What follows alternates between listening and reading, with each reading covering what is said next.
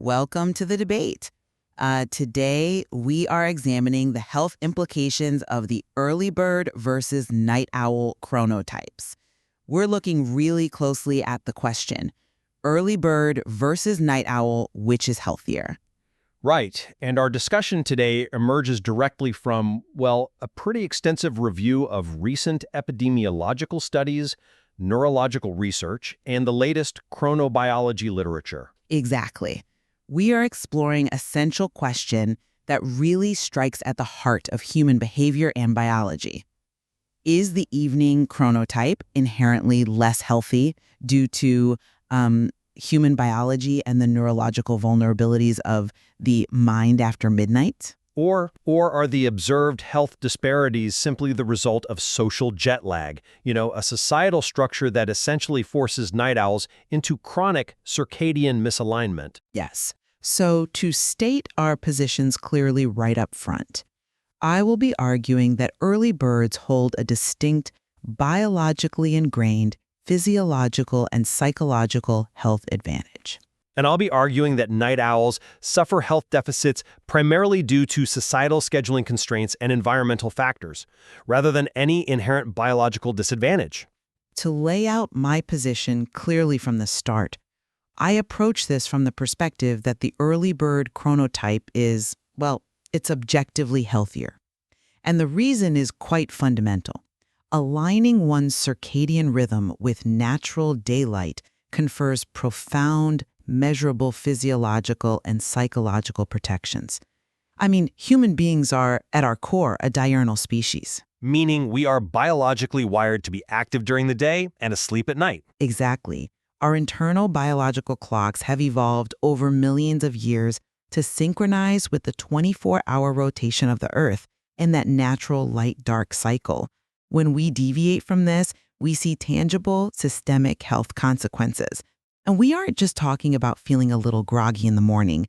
The epidemiological data demonstrating this is broad and, frankly, quite staggering.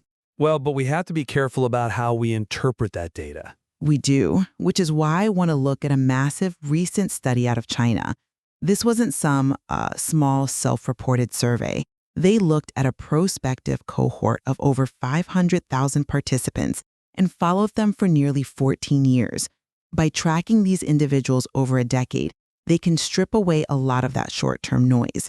They found that early birds have a 20% lower risk of developing amyotrophic lateral sclerosis, or ALS. Wow, okay, that is a significant neurological finding. It is. It strongly suggests that a sleep schedule matching daylight hours offers deep neuroprotective benefits.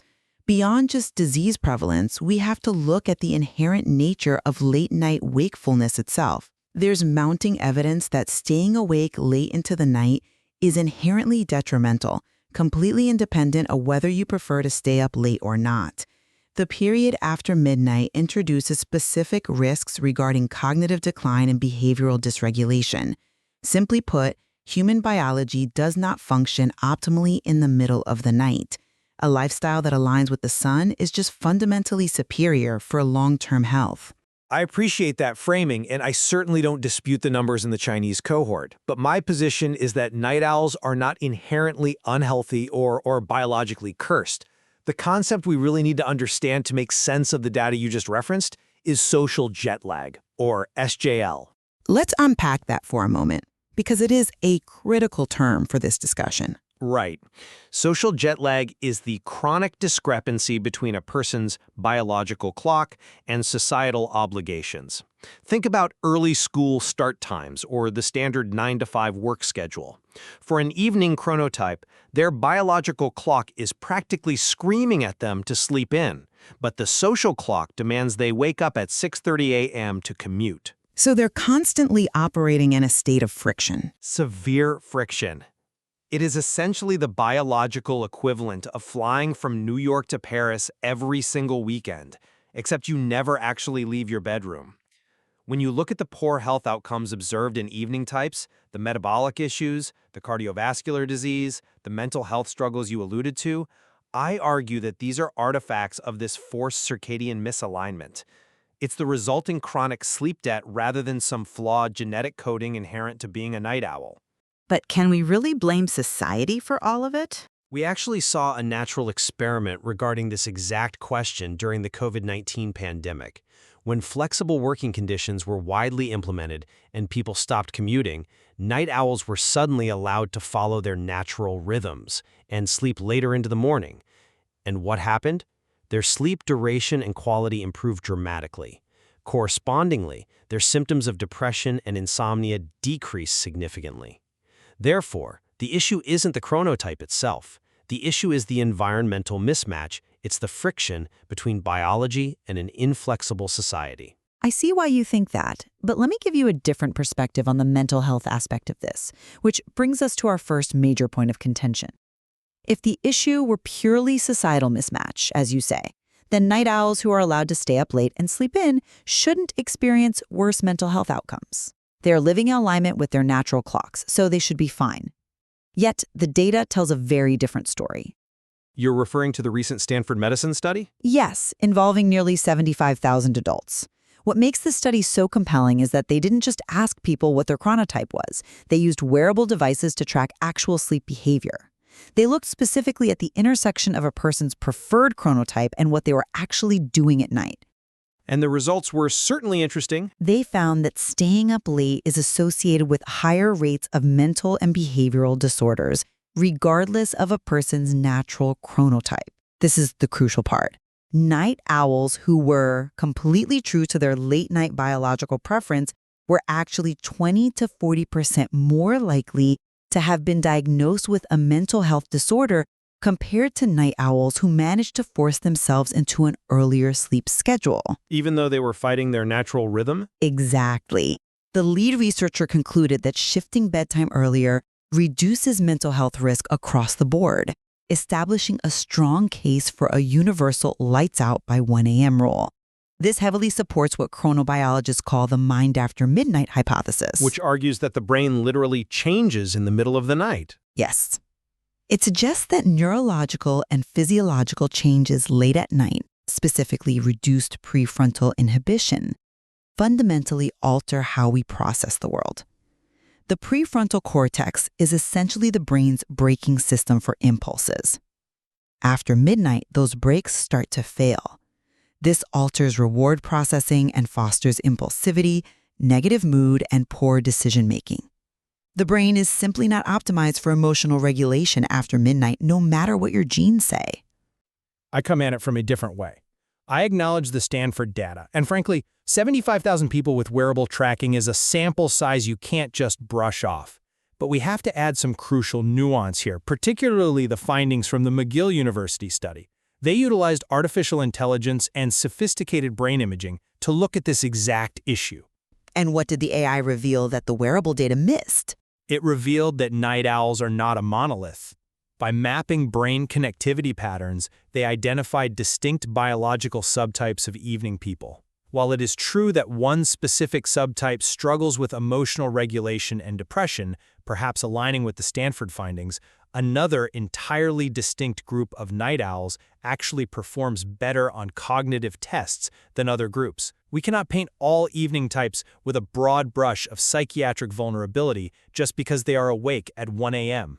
But even if there are resilient subtypes, the overall trend in the Stanford study points to a massive vulnerability. True, but let's look at why that vulnerability exists. The lead author of that very Stanford study offered a highly telling caveat about the mind after midnight phenomenon.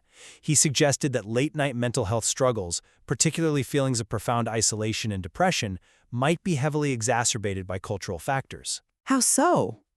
Well, in the US and the UK, where much of this data is gathered, people tend to be highly isolated in the evenings. Everything shuts down. You are awake alone in your house, scrolling on your phone. However, in gregarious Mediterranean cultures, places like Spain or Greece, where late-night socialization is the norm and families eat dinner at 10 p.m., staying up late does not carry the same mental health risks or isolation penalties. So, the negative mood and behavioral dysregulation you associate with the biological hour of 2 a.m. might actually just be the psychological burden of being awake when your specific culture has abandoned you for the night. We cannot use it to wave away the hard physiological outcomes that disproportionately impact evening chronotypes. If you are eating tapas with friends at midnight, you might feel less depressed, but your body is still processing the metabolic reality of the hour. Which brings us to the cardiovascular and metabolic disease risks, and those are undeniably severe. I expect you are going to bring up the Journal of the American Heart Association data. I am, because the scale is incredible. They evaluated over 300,000 adults. They found that compared to intermediate chronotypes, evening people had a 79% higher prevalence of having an overall poor cardiovascular health score. That metric includes things like blood pressure, cholesterol, and blood sugar.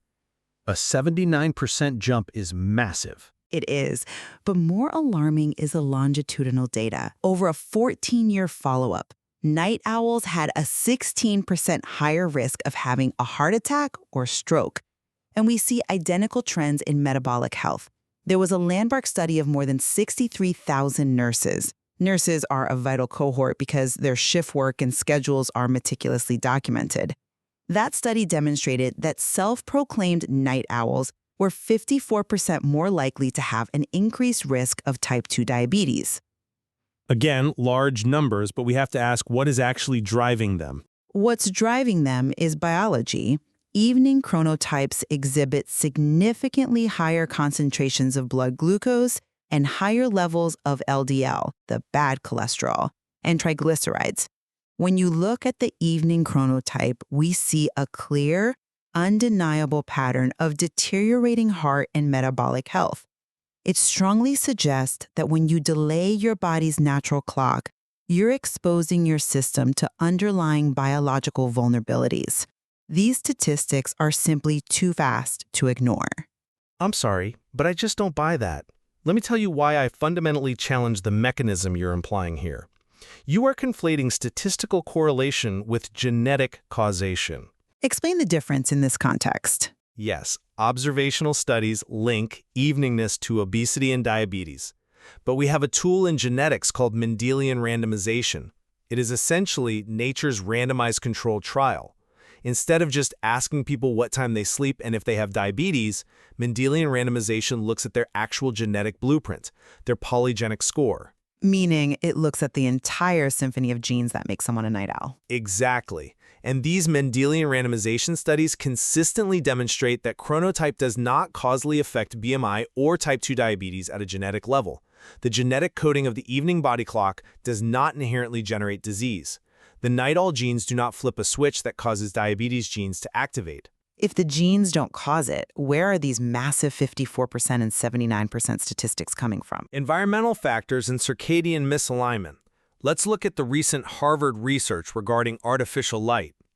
They found that exposure to artificial light between midnight and 6 a.m. raises cardiovascular disease risk by up to 50%. Night owls are obviously exposing themselves to more artificial light during these highly sensitive hours. This light suppresses melatonin and disrupts the natural drop in blood pressure and heart rate that should occur at night. But they are exposing themselves to light because they are awake. It's part and parcel of the chronotype. But the light is the weapon, not the chronotype. Furthermore, research shows that every single hour of social jet lag is associated with an 11% increase in the likelihood of heart disease, entirely independent of how long the person actually sleeps. So even if they get 8 hours, shifting their schedule causes the damage. Precisely. This proves that the issue is the environmental mismatch. The modern world forces night owls to experience social jet lag to keep their jobs, and it exposes them to artificial light at night. It is these external, modifiable factors that drive the metabolic dysfunction, not a flaw in their internal biology. I'm not convinced by that line of reasoning because you are treating the environmental mismatch as if it is some easily discarded variable, rather than the fundamental reality of living on planet Earth. How so? Artificial light is a factor precisely because the sun has gone down. Alignment with the solar cycle is a biological imperative, not just a social construct. We evolved under the sun, not under fluorescent office lights. This biological strain becomes incredibly evident when we look at our third point of contention, cognitive function and aging. You're referring to the long-term cognitive studies. Yes, specifically a major study from the UMCG as part of the BIRD-NO project. They examined cognitive function over a 10-year period. They looked at things like memory, processing speed, and executive function. They found that evening people decline cognitively faster in middle age than morning people. But all brains decline after 40. They do, as the lead researcher Anna Winsler noted. The brain naturally deteriorates, but this deterioration is measurably accelerated in night owls. The accumulated strain of living out of sync with natural light, the chronic disruption of the sleep-wake cycle, and the tendency for highly fragmented sleep degrades brain health over a decade. Even if you argue this is driven by lifestyle factors associated with being awake at night, the reality remains. The evening chronotype reliably produces these detrimental outcomes over the lifespan, leading to faster cognitive aging. That's a compelling argument, but have you considered the recent findings from Imperial College London? Because this really turns the cognitive decline argument on its head. I'm familiar with Dr. Raha West's work there. Right, Dr. West and her team analyzed data from a massive cohort and found that adults who are naturally more active in the evening actually performed better on cognitive tests than morning people. They tested memory, reasoning, and reaction time. They concluded that chronotypes directly impact cognitive function, and in this specific metric, eveningness actually conferred a mental sharpness advantage. How do you reconcile that with the 10-year decline seen in the UMCG study, though? By looking at the UMCG authors' own caveats within their data, they noted that 25% of the risk of that cognitive decline was explained entirely by lifestyle choices, specifically smoking and chronic poor sleep. Which night owls engage in more frequently? But why do they have chronic poor sleep? Because of early morning societal obligations. The researchers pointed out that this cognitive decline was particularly prevalent in higher educated participants. These are people who likely have strict, high-pressure, early morning work schedules, forcing them to shortchange their sleep every single night. So you are bringing it back to the alarm clock again. Exactly. We need to talk about the HPA axis, the hypothalamus pituitary adrenal axis. It's essentially the body's stress alarm system. If you force a night owl awake at 6 a.m., their biological clock thinks it's the middle of the night.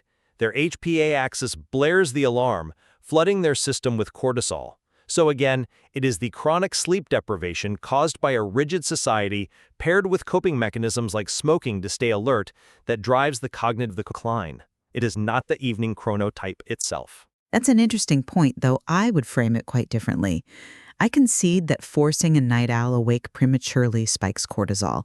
However, the fact that 25% of the cognitive decline risk is mediated by lifestyle choices like smoking still leaves a massive 75% of the risk unexplained by those specific behaviors. You think that 75% is intrinsic biology? I do. It points right back to the intrinsic biological strain of the evening chronotype. We cannot entirely separate the chronotype from the behaviors it naturally engenders. As the Stanford study pointed out, being awake after midnight fundamentally alters decision-making and impulse control because the prefrontal cortex is less active. You are arguing the bad habits are a symptom of the hour. Exactly. If being a night owl makes you biologically more prone to smoking, eating high glycemic foods, and risk-taking behavior because your brain's braking system is offline at 2 a.m., then those lifestyle choices are a downstream effect of the chronotype itself. Therefore, the early bird chronotype remains the healthier biological baseline. It naturally aligns with the periods of peak rational thought and environmental light, shielding the individual from that cascading series of negative physiological and behavioral outcomes. But you are still defining the healthy baseline by how well a person fits into a morning-centric society. If an evening person is forced to wake up at 6 a.m. for a commute, they are operating with severe sleep inertia and accumulated sleep debt. Of course, that impairs their prefrontal cortex and decision-making later that night. It's a vicious cycle initiated by the alarm clock, not their genetics. You don't think genetics play the primary role here? We must recognize that chronotype is polygenic. It's not just one night owl gene acting like a simple on and off switch. It's a whole symphony of different genes interacting together, creating a spectrum of sleep needs. If we allow for societal flexibility, such as remote work, asynchronous scheduling, and later school start times, we remove the social jet lag. And you believe the health risks vanish with the social jet lag? The data suggests they shrink dramatically. When we remove the social jet lag, the chronic stress on the HPI axis diminishes, metabolic regulation improves, and the so-called inherent risks of the night owl phenotype fade.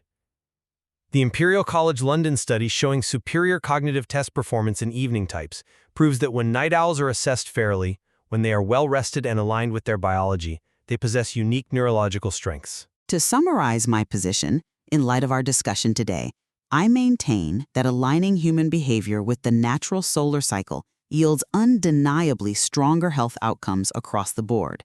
The sheer volume of epidemiological data we've discussed, from the 20% lower ALS risk in the Chinese cohort to the drastically higher rates of cardiovascular and metabolic diseases in night owls, demonstrates that the early bird chronotype confers a profound biological advantage.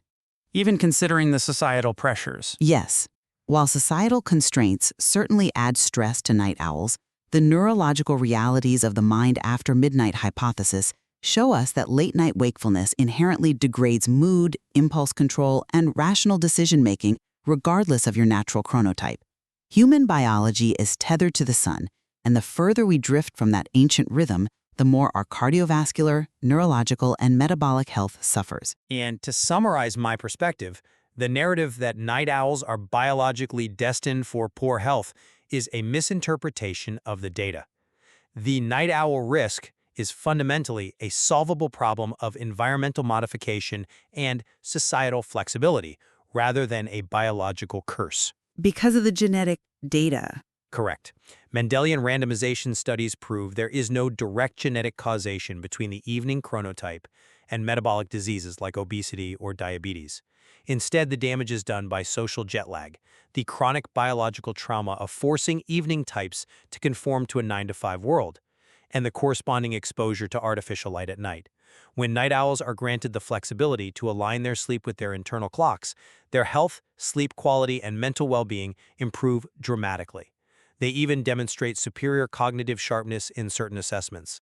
Differently, I completely concede your point that mitigating sleep debt is the universal baseline we all need to strive for. We both recognize that sleep deprivation is absolutely detrimental for physical and mental health.